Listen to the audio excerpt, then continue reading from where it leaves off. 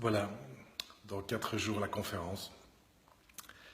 Donc je voudrais, aujourd'hui, j'ai promis un outil tous les jours, jusqu'à la conférence pendant 7 jours, donc il ne nous reste que 4 jours.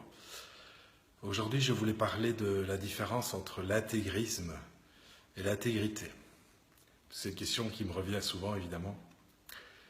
Alors, être intégriste, c'est penser qu'on a raison, que c'est nous que notre chemin est le meilleur. Alors, un très bon exemple pour voir à quel point on peut être intégriste, tous, c'est quand on utilise le verbe être. Si je dis à un enfant « tu es débile » ou « tu es maladroit », le verbe être veut dire « depuis toujours et pour toujours ». Tu es né maladroit, tu mourras maladroit. Le verbe être induit que l'on est né comme ça et qu'on mourra comme ça, que c'est depuis toujours et pour toujours. Donc ça, c'est une attitude intégriste. Ça enferme les gens. Et un ami me disait, quand tu dis à un enfant qu'il est maladroit, tu prends l'énorme risque qu'il te croie.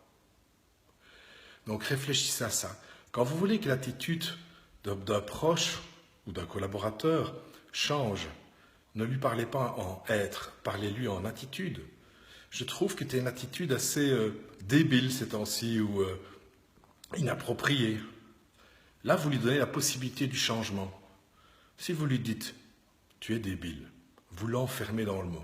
Alors ou il se révolte, il s'énerve, ou il vous croit et il l'accepte. Voilà. Pour moi, ça c'est une des différences fondamentales entre l'intégrité et l'intégrisme. L'intégrité, c'est avoir des doutes.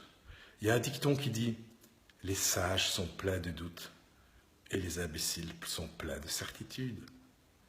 Je vous souhaite une bonne soirée, à mardi pour la conférence.